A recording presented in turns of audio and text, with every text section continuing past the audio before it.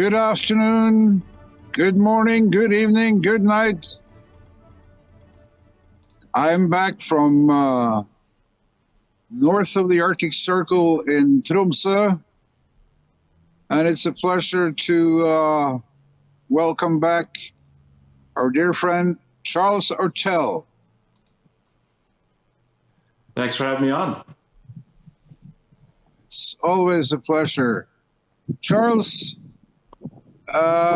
Northern Norway has had its best summer, and as we have September tomorrow, it's a bit chilly.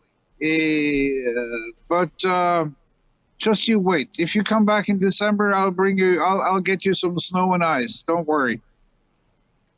Well, we don't want to get in trouble like Martha Stewart. She was up in Greenland or something, took a portion of an iceberg and put it in her drink. And activists are giving a hard time for doing so. I don't understand that. Well, we'll stay clear of the activists, and the only ice you will see is the ice that I will drop in your whiskey. Don't worry. But we have a lot of hot topics today. We have a lot of hot topics today, Charles. Let's start with Biden, should we? Last week, if we have to, you said. Sorry. I just said if we have to. It's such a dreary topic. Yeah, but our viewers have a good memory, and you said when we reach Monday, things might happen because then school holidays are over. I don't know whether the Congress has reconvened yet, but it sure looks like Biden it's piling up on Biden's plate, to put it that way. Yeah, somewhat mysteriously, the National Archives released or acknowledged that they have 5,400 emails from when Biden was vice president, wherein he used more than one different alias. Now, that's a lot. I mean, to consciously make a decision as the sitting vice president to send emails concerning government business, it seems, where you're not using your official address, but instead at least two different, maybe more than that, aliases, is very suspicious. But the fact that the National Archives would let that slip right before this long holiday weekend is also suspicious, remembering that the previous head, we would just check this, the previous head or the current head of the National Archives only came on board a few months ago. Prior to that, the previous head had been appointed by Obama. So one wonders whether camps that are just tired in the Democratic Party of Biden and his many mistakes, outright lies, and possible corruption issues are doing their level best to get him out in time for another Democrat to try to run against whoever the Republican's going to be. I think I read somewhere, maybe published it too, that some, how should I put it, watchers, an organization who wants to get to the bottom of this, said when Congress didn't, when the National Archives didn't listen to Congress when they they asked for the documents, let's sue them. Would any legal action have any impact, you think? It might have, but the National Archives has become very politicized, and unfortunately, when the people who decided to create the position with the legislation were thinking about it, I guess they must have assumed that the National Archivist, the Archivist of the United States, would be nonpartisan, but that's not the case. And I know from my work on presidential libraries that the archivist has enormous power on his or her own to decide whether or not to accept donations of presidential libraries. So I think what we have here is an archivist bureaucracy that's gotten way too big for its britches. We saw earlier in 2022, we saw the National Archives trigger, apparently, the raid on Mar-a-Lago using concerns over presidential records, despite the fact that the Presidential Records Act has no criminal penalties associated with it. So this is a sign to me, the two pieces of evidence here are that the National Archivist, the National Archives may be trying to interfere in the election process as well. But how is this coming down with the Democrats? I mean, there are, I guess, a few sound Democrats too. I can't believe that they are putting up with all this. Well, I think when your boss, your former boss, Barack Obama, says about you, never underestimate the potential of Joe Biden to, I won't use the word, F things up. And that's a direct quote from Barack Obama on the record. So he's had concerns about Biden for some time. He probably knows Biden better than most. And at this stage, I think it's not simply a partisan issue that people look at Biden's performance and say it's intolerably bad. I mean, Trump, of course, has had a series of withering blasts against Biden concerning his mental capacity, his physical capacity, his horrible policy decisions, and now his turning this country into a banana republic. But of course, he has a vested interest in that fight. Others, though, I believe, across media, for example, to take one example, Jake Tapper, who's hardly a Republican, is finally raising concerns about Biden family corruption and Joe's health and mental well-being. So yeah, I think there are people who do not believe that Joe Biden could win a presidential debate against a Republican today, and it's a long time before there will be such a debate, and a longer time still until the election. There are people in the other party who want to have a candidate who will at least be vibrant through the election and the general primary and the general election, and then hopefully, if you're a Democrat, will be a strong and solid president. People need to remember that Ronald Reagan was thought to be too old. He left office at 77 years old. Biden today is already 80.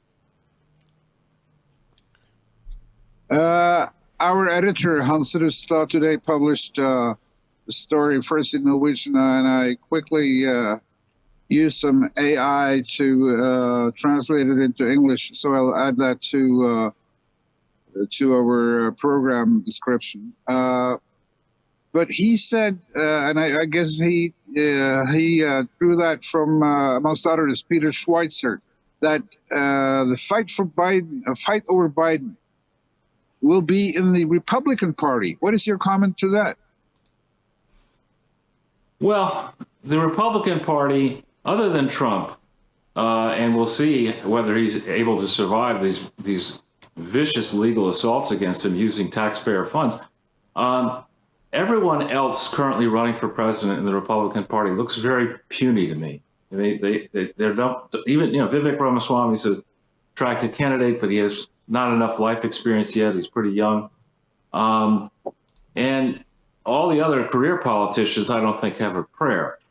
So you have some steadfast never-Trumpers, John Bolton, Mitt Romney, and others who want to damage Trump and want to make it impossible for Trump to actually secure the nomination.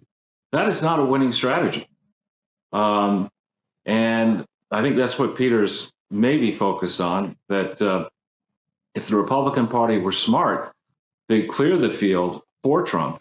They get behind this idea that we need to have a true election and referendum on the direction of the country.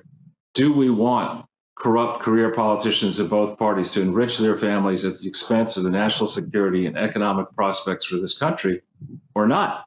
And I know that's a loaded way to ask the question, but I think people are thirsting for radical reform of the corrupt swamp. But the trouble is, some who want the reform want to take the country even further to the left. Others, like me, believe that big government just doesn't work. Just look at our history, and you can see it doesn't work in the U.S., doesn't work regionally in the EU, it doesn't work in the UN, and we need to the one place. Or in Norway. Sorry for interrupting. Excuse me, in Norway either. And the one place, the one slice of the global economy and these national economies that needs to go on a forced march diet is government. Government takes too much money, spends money it doesn't have. It's already borrowed too much money. A lot of the programs that they're advocating for are basically wacky, don't make any sense, but do happen to enrich donors. And we need to have an intense and common sense and vigorous debate about the direction whether it's a nation, a region, or the entire world wants to go. And these need to be fair referenda. There can't be any more election rigging. Then you have the rhinos. I don't want to let go of the Republican Party yet. I mean, you have the rhinos, Republicans in name only, like Mitch McConnell, who froze again the other day. He's rather old too, isn't he? And married to somebody whose family is a billionaire, multi-billionaire family with deep Chinese roots. The trouble, I think, with our system in the United States is that we're still a very big piece of the global consumption-based economy, and it makes a lot of sense to foreign interests to try to buy off our politicians. Evidently, looking at what we know so far about Biden, and for that matter, Clinton, Obama, and the Bushes, it's relatively inexpensive to buy off these politicians, not necessarily formally sending them a check, but arranging for monies to go to their foundations, employing their family members, giving family members sweetheart deals. You start doing that, and then you find that our policymakers are not really zealously protecting American interests. You see that in many of the people who find themselves in our biggest swamp, which is in Washington, D.C. They're very easily bought off. I think it was you mentioning that last week, or maybe it was in the mail too. I mean, isn't the Clinton Foundation having a big convention for NGOs and whatnot regarding Ukraine this coming month? Is it next 10 days or something, I think? Yeah, I mean, the Clinton Global Initiative, as initially conceived, was on paper pure genius. Why? Because they timed it around to coincide either right after the UN General Assembly, when many world leaders and their entourages are already in New York at the expense of their own governments. So to convene a globalist meeting around then, you're sure to get pretty good attendance. New York is a massive media market, so you're going to get a lot of media interest and a lot of coverage.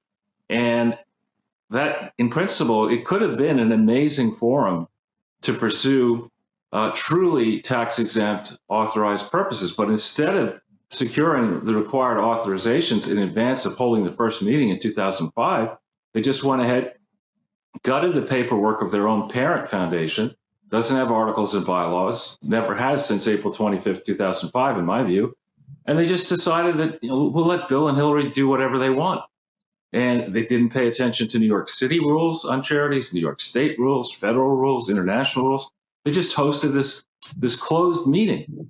Now, you can host, if you're a multinational company or certain types of operations, you can have closed meetings, but the Clinton Foundation is supposed to be what's called a public charity, which stands in the shoes of government and is broadly representative of the public at large. There are very few people in the United States of America, indeed around the world, who can afford to pay $20,000, which was the sticker price way back when, to participate in a 2 to 3 day gab fest in New York City. That's a lot of money. Freezes out the general public. And what is the true purpose of the Clinton Global Initiative? And what were the true results? We never get any reports on what they actually raised, who gave it, what the money went to. Was it for charity? Was it for a mixture of profit-seeking ventures? Was it wholly profit-seeking ventures that materialized out of this? This is really a forum for grifters, in my opinion. And they're gathering around the expected grift that'll come when a peace plan is crafted in this hopeless mess over in Ukraine, and when the West, probably Norway, will be asked to make a contribution, has to come up with the cash to rebuild the country that we wrecked.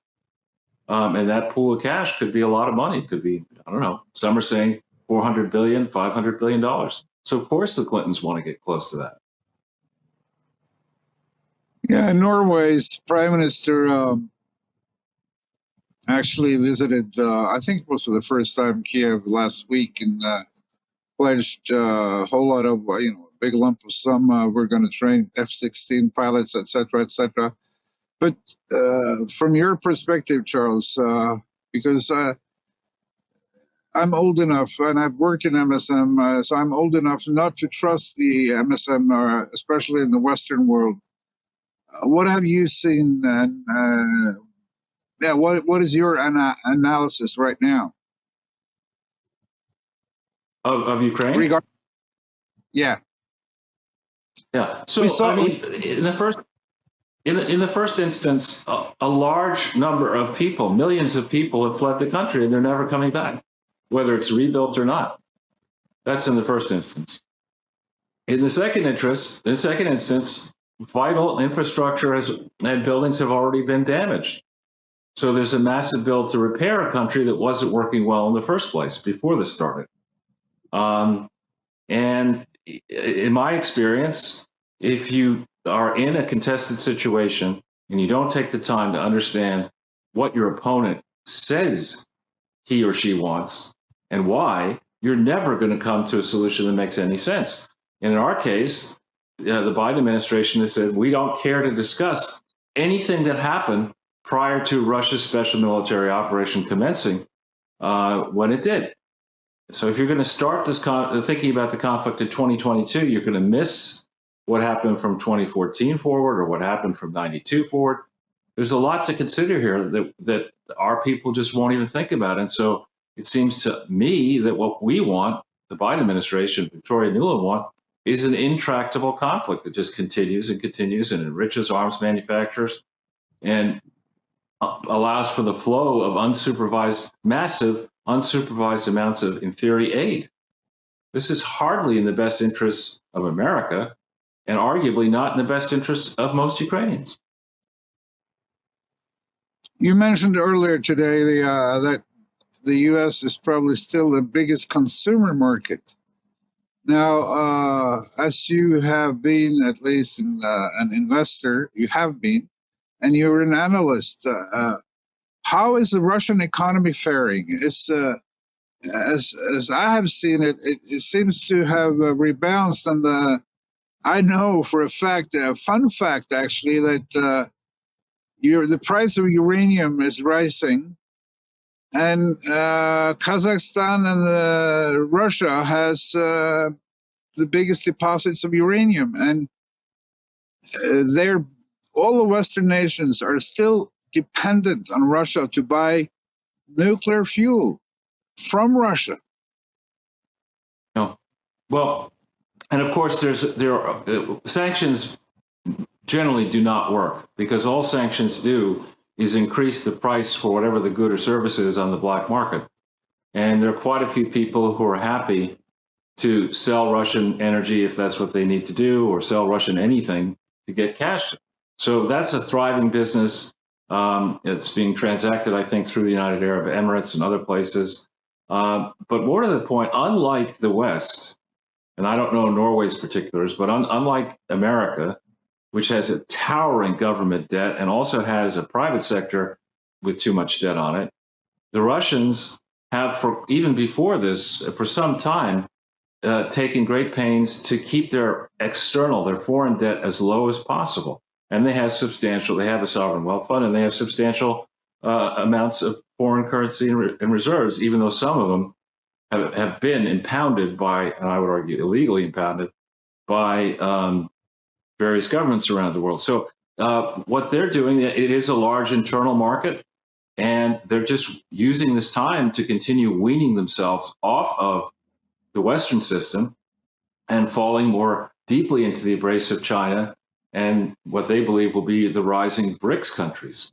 So the policy under Biden, to me, in a short period of time here, it may take just weeks or months, but certainly just 1 or 2 years, people are going to look back at this dunce, and that's what he is. I would also say he's corrupt, but he's certainly a dunce, as having made a succession of very bad decisions, which are already harming people in our country, in America, and are likely soon to start harming people even more grievously in Europe and in countries that are adjacent to Russia.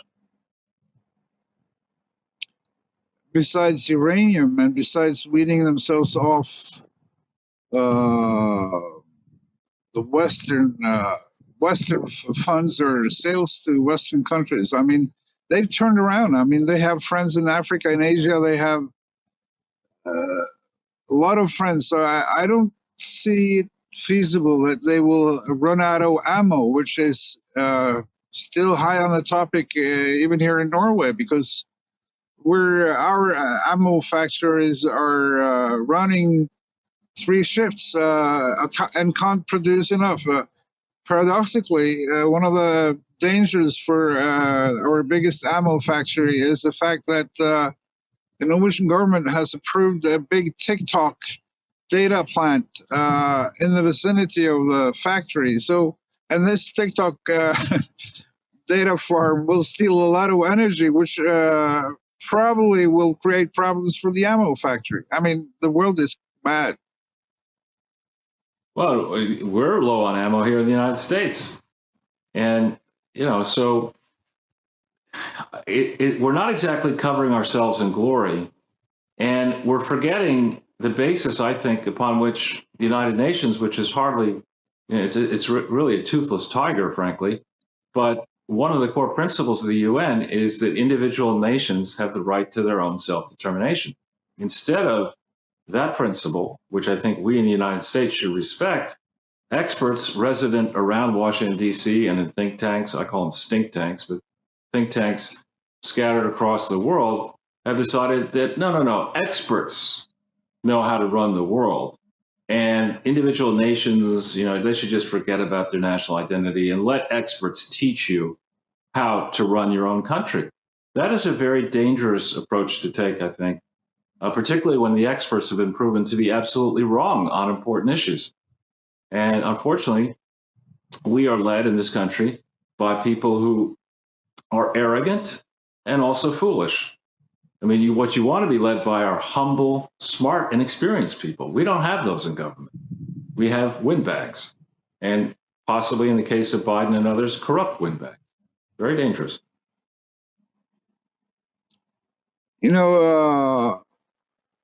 This weekend, coming weekend, more or less, it's 15 years since the financial crisis hit the world. Some of my colleagues and other analysts are saying that prepare yourself, guys, because the coming financial crisis will be even bigger. What do you say? Well, sadly, in 2023, September 2023, central banks won't have the latitude they had back in September of 2008 to push interest rates down to the floor, to allow governments to borrow ridiculous and obscene amounts of money that they couldn't hope to repay, to allow the same governments to claim that the money they were borrowing was going to resuscitate the economy, when in many cases it seems to have been looted and wasted. We just don't have that same latitude right now. And it's also the case, I believe, that one economy, China, and this according to Gordon Chang, who's a very, I think, knowledgeable person with whom I've interacted now for almost 15 years. He's one of our China experts. The Chinese economy is in bad shape. It has too much debt. Nobody really knows how much debt because of the opaque system in which they use to push debt off of the books of the obvious places onto vehicles, which are tough to examine.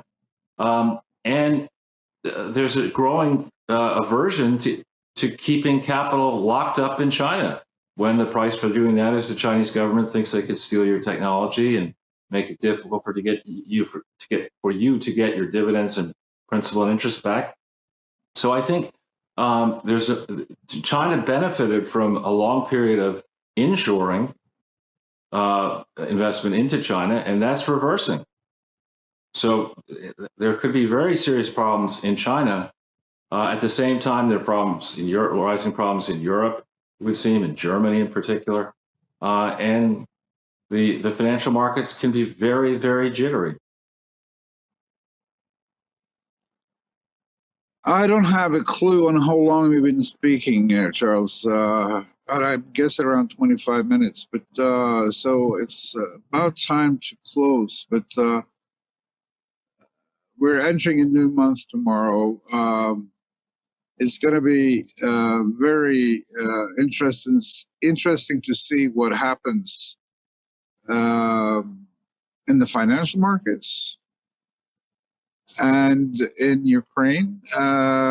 Last night's or this week, there has been a lot of drone attacks, allegedly Ukrainian-made drones. I don't know that, and I have no way to verify it or to repudiate it either. But it seems that the regular war or the war with the men and tanks and armed personnel carriers has run into a stalemate. I mean, winter will soon hit Ukraine and Russia too.